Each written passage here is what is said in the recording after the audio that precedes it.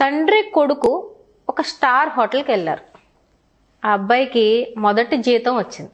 జీతం వస్తే నాన్న మన ఇద్దరం కలిసి వాళ్ళ హోటల్లో భోంచేద్దాం అని చెప్పి ఈ కొడుకు తండ్రిని హోటల్కి తీసుకువెళ్ళాడు. స్టార్ హోటల్స్లో మీరు చూస్తే అక్కడ ఉన్న కల్నరీ కానీ అక్కడ ఉన్న ఐటమ్స్ కానీ అన్నీ కూడా నార్మల్ రెస్టారెంట్ కన్నా కొంచెం డిఫరెంట్గా ఉంటాయి. సో తీసుకువెళ్ళాడు, చెయ్యి పట్టుకుని నడిపించుకుంటూ తీసుకువెళ్ళాడు. స్టార్ హోటల్కి వెళ్తాను అని నేను తెలియదు కదా, నార్మల్గా రోజు పొద్దున్న ఏం బట్టలు వేసుకున్నారో అవే బట్టలు వేసుకున్నారు. అయితే ఈ పొలంలో పనిచేసే తత్వం ఉన్న తండ్రి అనమాట. మీరు ఎప్పుడైనా గమనిస్తే రైతులు కానీ పొలాల్లో పనిచేసే వాళ్ళు కానీ ఎక్కువ వైట్ షర్టు, వైట్ పంచి ఇలాంటివి వేసేసుకుని వస్తూ ఉంటారు. అయితే ఈ వైట్లో కాయ రంగు వచ్చేసిన తెలుపు ఒకటి వస్తుందండి, వాడగా వాళ్ళు ఇస్త్రీ చేసుకుని వేసుకుంటారు కానీ తెలుపు కాయ రంగు వస్తుంది. అలానే వాళ్ళిద్దరూ వచ్చారు. అప్పటికే ఆ స్టార్ హోటల్లో ఉన్న వాళ్ళంతా కూడా ఈ తండ్రిని కొడుకుని విచిత్రంగా చూస్తున్నారు. కొడుకు సాఫ్ట్వేర్ ఇంజనీర్ లాగా చాలా ప్రొఫెషనల్ గా టక్ చేసుకుని ఇన్షర్ట్ చేసుకుని చాలా ప్రొఫెషనల్ గా ఉన్నాడు. తండ్రి ఏమో ముసలితనం వచ్చి ఇలా కాయ రంగు బట్టల్లో ఆ హోటల్కి వచ్చాడు. కూర్చున్నారు. కొడుకేమో స్పూన్తో తింటున్నాడు. తండ్రికి ఆ స్పూన్స్ అవి ఎలా వాడాలో తెలియక చేత్తో తినడం మొదలు పెట్టారు. అక్కడ అది కూడా ఒక ఆశ్చర్యం.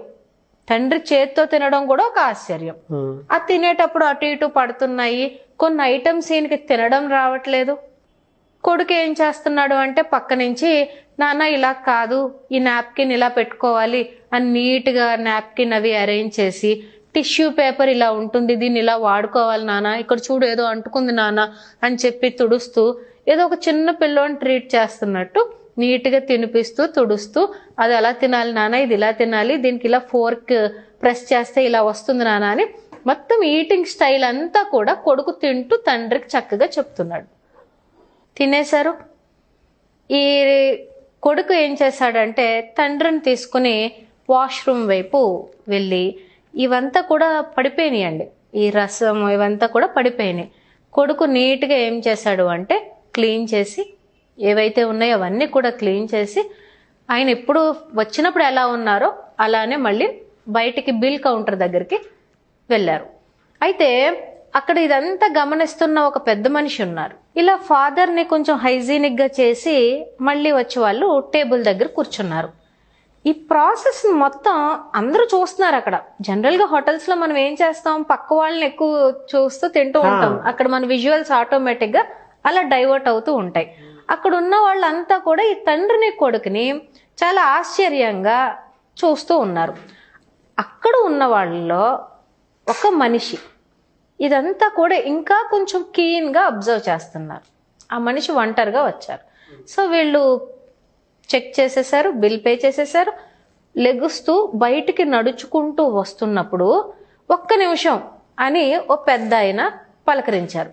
ఇది మమ్మల్ని ఎవరిని పిలుస్తున్నారు అని చెప్పి ఈ కొడుకు వెనక్కి చూశాడు.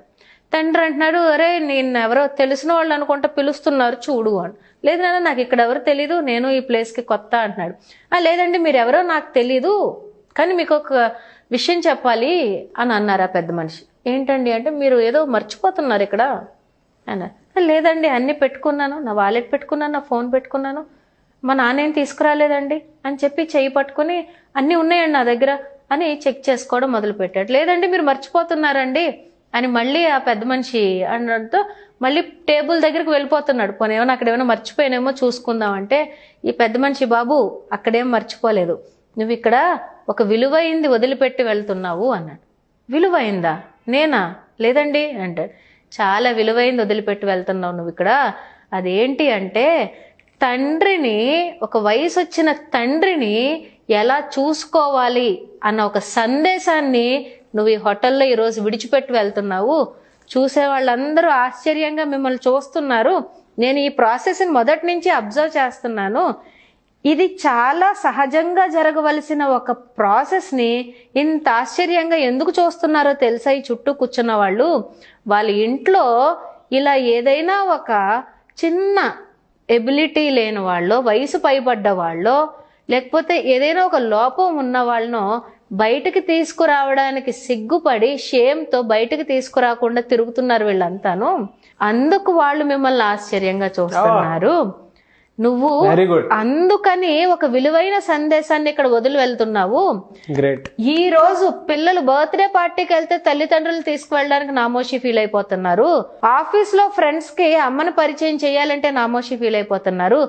లావుగా ఉందనో పొట్టిగా ఉందనో ఏదో లోపం ఉందో అని చెప్పి తోబట్టువుల్నే బయట పరిచయం చేయలేకుండా ఉన్నారు.